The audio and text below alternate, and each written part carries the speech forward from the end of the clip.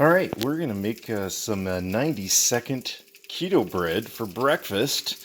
I've got my little ramekin here with a 1 tablespoon of butter, and we're going to put that in the microwave on our top, and we're going to do that for, it says 15 seconds in the recipe, but I find that for my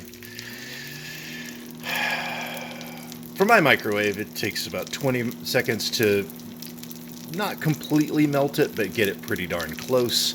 And there we go. 5, 4, 3, 2, 1. You know, and I thought about doing like the magic of editing and making it be like, you know, just magically appear melted. All right, so there we are. Now what I do is I swirl it around a little bit around the edges, so the edges have kind of that little butter thing on there. We're taking 1/3 a cup of almond flour. Bloop. We're taking 1/2 a teaspoon of the baking powder. A tiny little pinch of salt. Last time we didn't do the salt, and you definitely noticed it. And 1 egg. Try to do this one-handed. That's going to be fun. Let's see if I can do this and not make a complete fool of myself on video. Wow. Hey, look at those skills. Am I amazing? But apparently not so amazing that I don't hit the stop button. All right.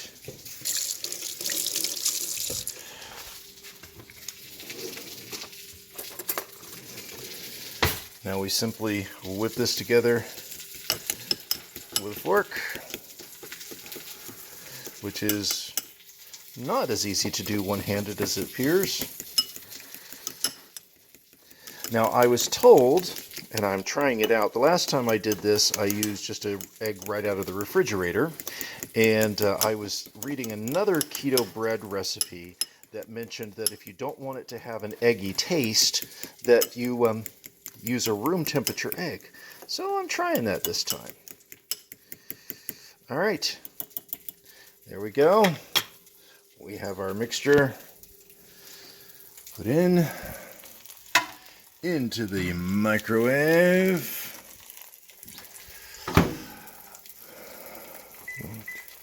Minute and a half. Start. And now, you know, I can sing you a song. You can watch me flipping the sausage for my other breakfast.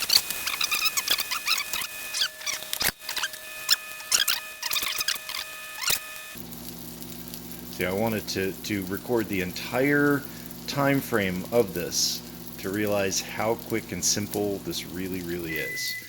And there we go. Open it up. Be careful of the steam.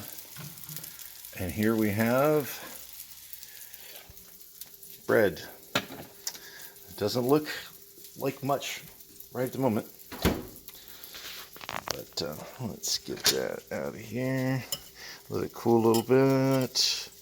And that's why putting the butter around the edges makes it really easy to come off. This is very, very warm, as you would expect. So let's just dump it over. Okay, it's hard to do one-handed.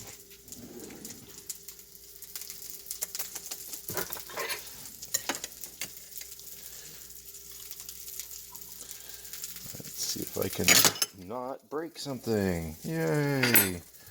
All right. And so we have our little bread here, and I'm going to cut this in half. I'm going to pause the video, cut it in half. All right. So there is our bread, and I'm going to toast it up, and I will show you the final product. And here's the toasted bread. Turned out really good, and I can definitely tell you that adding the salt helped tremendously, and the room temperature egg made a huge difference. The one I made yesterday did have a little bit of an eggy flavor to it. This one, very, very little. So keep those eggs at room temperature. Enjoy!